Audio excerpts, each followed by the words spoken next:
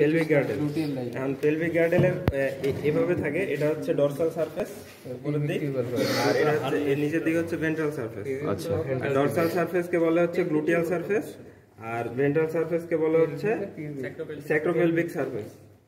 হ্যাঁ, স্যাক্রোপেলভিক সারফেস। হ্যাঁ, আর হচ্ছে এই একটার ভিতর দুটো স্যাক্রোপেলভিক সারফেস গেল।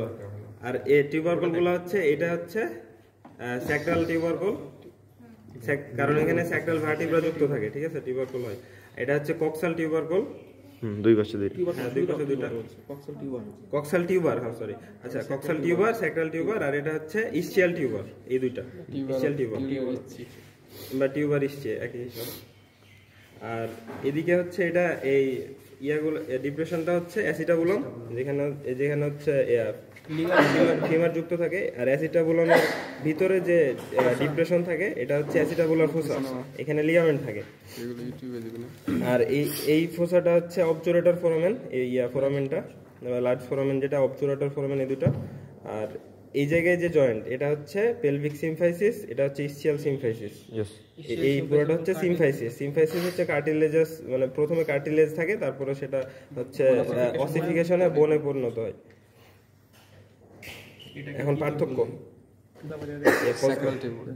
আচ্ছা এইটা যেটা ধরে আছি এটা হচ্ছে ইলিয়াম, ঠিক আছে, ইলিয়াম সব থেকে বড় পার্ট, আর ইস্টিয়াম হচ্ছে নিচের পার্ট, নিচের দুইটা পার্ট, এই যে এই দুইটা হচ্ছে ইস্টিয়াম, আর পিউবিস হচ্ছে এই দুইটা, পিউবিস হচ্ছে এই দুইটা, আর ইস্টিয়াম হচ্ছে এই দুইটা, ঠিক আছে।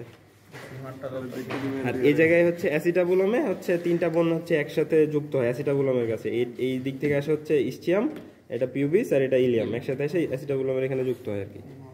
এখন ডিফারেন্স হচ্ছে এটা হচ্ছে হর্সের পেলভিক গার্ডেল, আর এটা হচ্ছে অক্সের পেলভিক গার্ডেল। এখন ডিফারেন্স ফার্স্টে আমরা করতে পারি হচ্ছে সাইজ দেখে।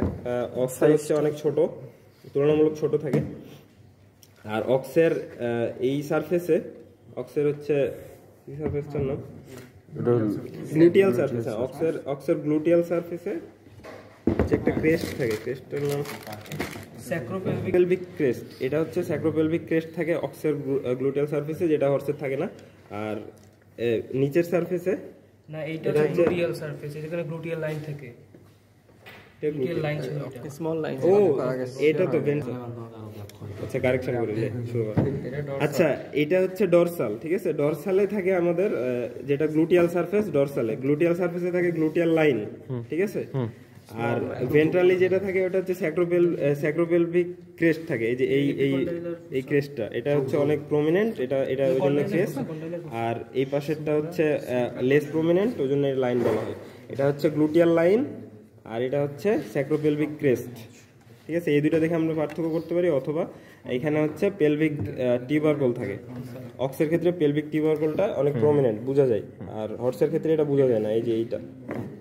আর ইস্টিয়ামটা আর ইস্টিয়াল টিউবার যেটা, এটা হচ্ছে মানে ডিভাইডেড, হর্সের ক্ষেত্রে ডিভাইডেড না, অক্সের ক্ষেত্রে তিন পার্ট, অক্সের ক্ষেত্রে এটা, হর্সের ক্ষেত্রে এটা ডিভাইডেড না। আচ্ছা।